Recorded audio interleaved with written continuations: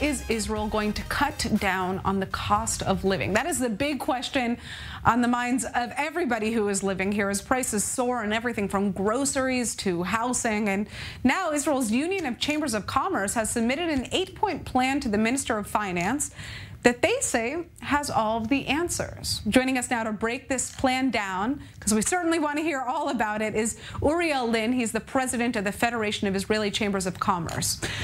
Okay, so the cost of living has increased across the world, but in Israel, especially in places like Tel Aviv, where we are right now, it seems more out of control than ever. What would you say are the biggest culprits in terms of the high cost of living in this country? What is causing this? Well, the problem is really that the government is not performing what a government should perform.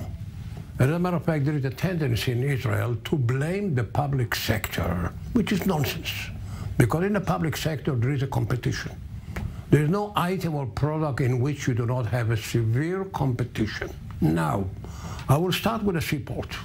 The seaport in Israel, to a great extent, it's a monopoly. And as a monopoly, they work inefficiently.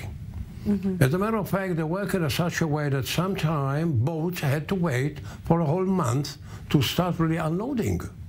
Now, we have all to understand the extent of Israeli imports is $85 billion US dollars. When you are working the seaport inefficiently, the cost is rising up. Because there is, you have to store the merchandise, and they have special levies they put on the product and so on and so on. And in addition to that, and this is really fantastic, the tax system is pushing up the cost. The tax system is built in such a way that if the cost of import is going up, you're paying more import duties. So I'm telling the Treasury, stop this nonsense.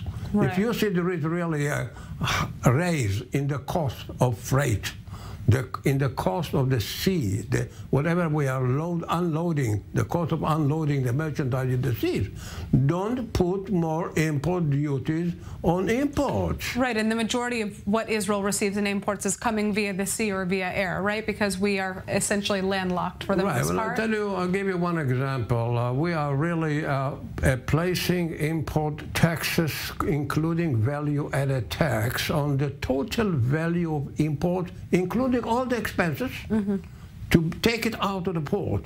Now, what I'm telling them, start charging import duties and FOB, the price of the merchandise at the port of exit, the port where they're really loading the merchandise. And then, in addition to that, we have municipality taxes, which is sometimes really going up according to a formula automatically. And this really encourages municipalities not to be efficient. And in addition to that, we talk about the electricity. Electricity is going up. Why? Because the Israeli Electric Company didn't really transfer in due time the stations that are today powered by coal to natural gas, and they are the owner of this Israeli Electric Company is the government. So the government is not doing what it should be doing. You're talking about serious levels of inefficiency that need to be handled. That's exactly. So these are some of the main points of this 8-point plan, right? There are, of course, many other aspects. Can you kind of quickly tell me about some of those other aspects? I'm saying, in addition to that, we, in the last year, imposed more taxes unnecessarily. Also the business sector and also the consumers, unnecessarily completely, because you cannot solve any problem by leaving taxes. The tax system cannot really solve any problem. We thought it did, and we raised the taxes on sweetened drinks and so on, which does not really achieve what you want to achieve, but it really raised the cost of living.